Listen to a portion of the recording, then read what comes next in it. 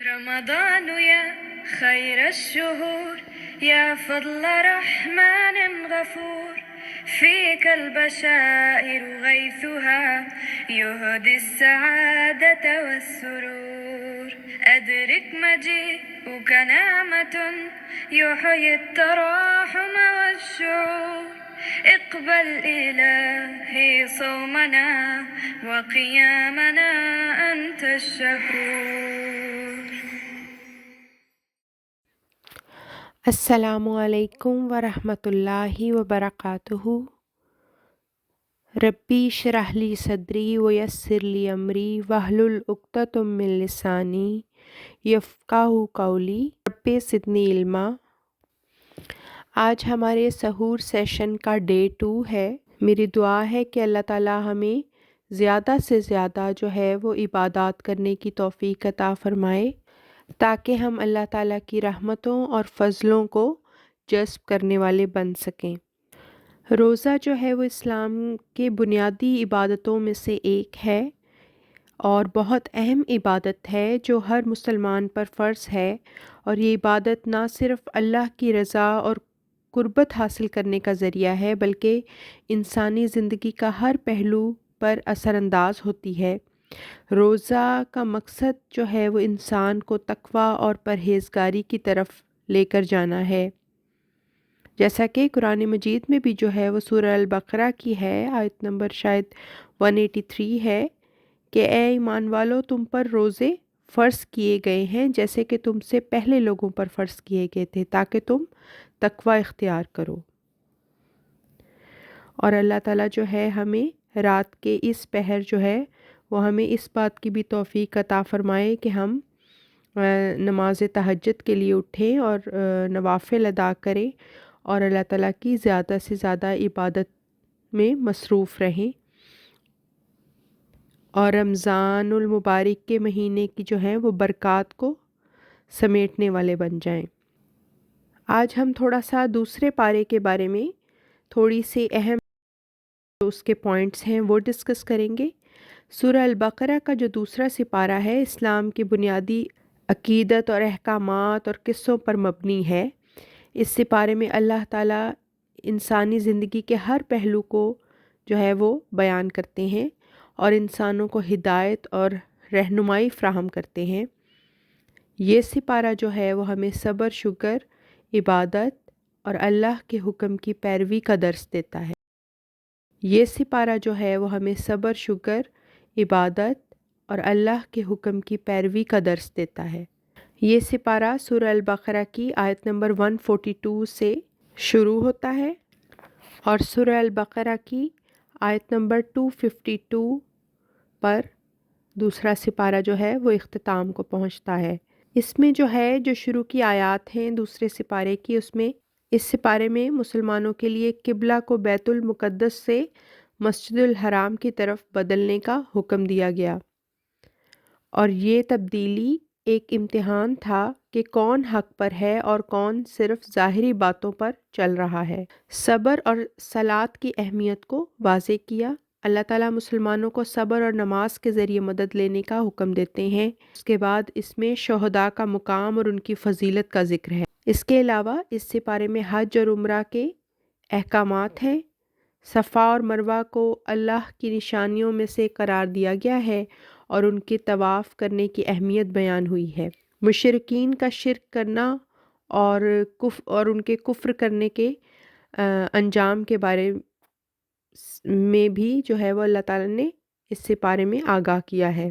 اس سپارے کے باقی کچھ حصے میں حلال اور حرام چیزوں سے بچنے اور وہ کیا کیا ہیں، حلال اور حرام کیا کیا چیزیں ہیں، ان کے بارے میں جو ہے وہ احکامات آئے ہیں، اور حلال چیزوں کو کھانے اور حرام سے بچنے کا حکم دیا گیا ہے، اور کچھ باقی جو شریعت کے احکامات ہیں ان کو بھی واضح کیا گیا ہے. رمضان کے روزے رکھنا اور اس کی حکمت کو بیان کیا گیا ہے. شب قدر کی فضیلت اور روزوں کے متعلق آسانیاں سمجھائی گئی ہیں. اس کے بعد جہاد اور قتال کے احکامات ہیں. اللہ کے دین کے لیے جہاد کرنے کی تعلیمات ہیں، اور اس میں بھی جو ہے ظلم نہ کرنے کی اور صرف اپنی حفاظت اور اللہ کے دین کی بالادستی کے لیے ہی لڑنے کا ذکر ہے، بلا وجہ لڑنے کا ذکر نہیں ہے۔ اس کے علاوہ اللہ تعالیٰ کے راستے میں اپنا مال خرچ کرنے کی فضیلت اور اس کا اجر ہے، اور ریاکار اور بخیل لوگوں کا انجام بھی بیان کیا گیا ہے۔ یہ سپارہ جو ہے وہ ہمیں اللہ تعالیٰ کے احکامات پر عمل کرنے کے بارے میں حکم دیتا ہے، اور ہمیں ایسی تعلیمات دیتا ہے جن سے ہماری دنیا اور آخرت کے جو ہیں وہ مسائل حل ہو سکتے ہیں، اور ہمیں یہ سبق دیتا ہے کہ دینی اور دنیاوی معاملات میں جو ہے وہ انسان صرف انصاف اور محبت کا معاملہ رکھے، اور حقوق اللہ کے ساتھ جو ہے وہ حقوق العباد کو بھی ادا کرتا چلا جائے، اور اپنے ہر معاملے میں جو ہے وہ صبر، شکر اور عبادت سے زندگی گزارے، اور اپنے ہر معاملے میں جو ہے وہ اللہ تعالیٰ کا خوف اس کے دل میں ہو، اور وہ تقویٰ کو اختیار کرے تاکہ وہ اس دنیا میں بھی کامیاب ہو اور آخرت میں بھی جو ہے وہ اجر اور ثواب کا مستحق ٹھہرے، اور آخرت میں بھی جو ہے وہ کامیاب ہو جائے۔ اصل میں انسانی زندگی جو ہے وہ اسی لیے انسانی زندگی وجود میں آئی کہ اللہ تعالیٰ کو مقصود تھا کہ وہ انسانوں کا امتحان لے، اور ہم اس وقت جو ہے وہ امتحان گاہ میں ہیں، اور ہر لمحہ جو ہے ہمارا امتحان ہو رہا ہے۔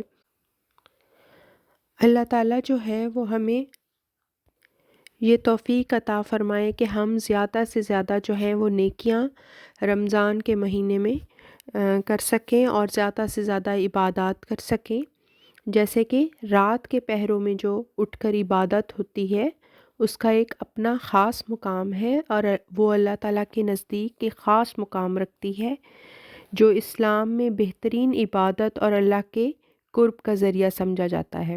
رات کے وقت جب دنیا سو رہی ہوتی ہے اور ہر طرف سکون ہوتا ہے، اس وقت کی عبادت دل اور روح پر گہرا جو ہے وہ اثر چھوڑتی ہے۔ تہجد کی نماز جو ہے وہ اسلام میں ایک نفل عبادت ہے کہ جو رات کے آخری حصے میں اللہ کی رضا حاصل کرنے کے لیے پڑھی جاتی ہے۔ اسے بہت افضل اور مقبول عبادت کہا گیا ہے جو انسان کو اللہ کی قرب کا ذریعہ بناتی ہے۔ قرآن شریف میں بھی جو ہے اس کا ذکر ہے، اور اللہ تعالیٰ نے تہجد کی اہمیت کو قرآن پاک میں بیان کیا ہے، اور رات کے کچھ حصے میں اٹھ کر اس قرآن کے ذریعے تہجد پڑھتے رہو، یہ تمہارے لیے ایک مزید درجات کے لیے ذریعہ ہے، ہو سکتا ہے کہ تمہارا رب تمہیں مقام محمود پر پہنچا دے۔ اور قرآن کے ساتھ ساتھ جو ہے وہ حدیث میں بھی آتا ہے کہ نبی کریم صلی اللہ علیہ وسلم نے فرمایا سب سے افضل نماز جو ہے فرض کے بعد رات کی نماز ہے، یعنی تہجد کی نماز ہے، اور یہ صحیح مسلم کی روایت ہے۔ اور ایک اور حدیث میں آتا ہے کہ رات کے آخری حصے میں اللہ سب سے زیادہ قریب ہوتا ہے، اس وقت جو دعا بھی کی جاتی ہے وہ مقبول ہوتی ہے۔ یہ صحیح بخاری کی روایت ہے۔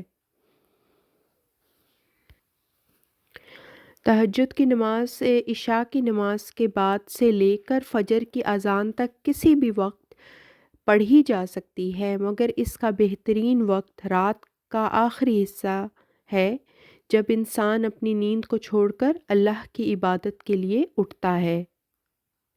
تہجد کی نماز میں کم از کم 2 رکعات ہوتی ہیں، اور آپ اسی طرح 2، 4، 6، 8 یا اس سے زیادہ رکعات بھی تہجد کی نماز میں ادا کر سکتے ہیں۔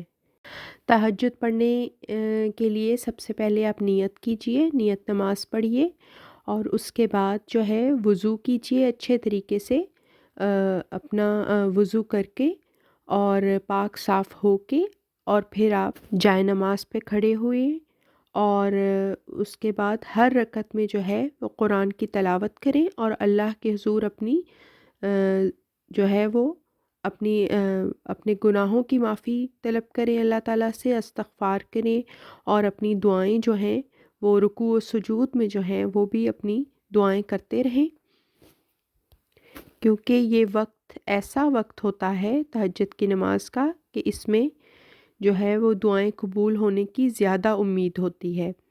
اور تہجد کی نماز کے بہت سارے فوائد ہیں جو ایک انسان جو ہے وہ حاصل کر سکتا ہے۔ سب سے پہلے تو وہ اللہ کی رضا اور قرب کو حاصل کرتا ہے، اور اس کے بعد روحانی سکون اور برکات ملتی ہیں، اور اسی طرح ایمان اور تقوی میں اضافہ ہوتا ہے۔ اور سب سے بہترین بات یہ ہے کہ یہ دعاؤں کی قبولیت کا وقت ہے، اور جب آپ کی دعائیں قبول ہوں گی تو ظاہر ہے جو زندگی کی روزمرہ کی کیونکہ زندگی ایک امتحان ہے، تو اس امتحان میں جو بھی مشکلات ہوں گی اس میں آسانی پیدا ہوگی۔ تہجد ایک ایسی عبادت ہے جو انسان کے دل کو اللہ سے جوڑتی ہے اور اسے مزید روحانی طاقت دیتی ہے۔ اللہ تعالیٰ سے دعا ہے کہ ہم سب کو جو ہے وہ تہجد پڑھنے کی توفیق عطا فرمائے۔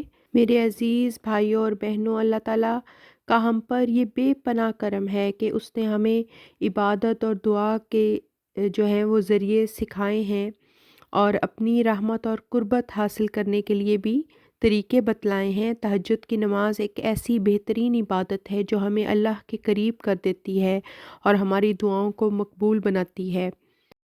آپ سب سے میری یہ گزارش ہے کہ رات کے آخری پہر میں اٹھ کر تہجد کی نماز ادا کریں۔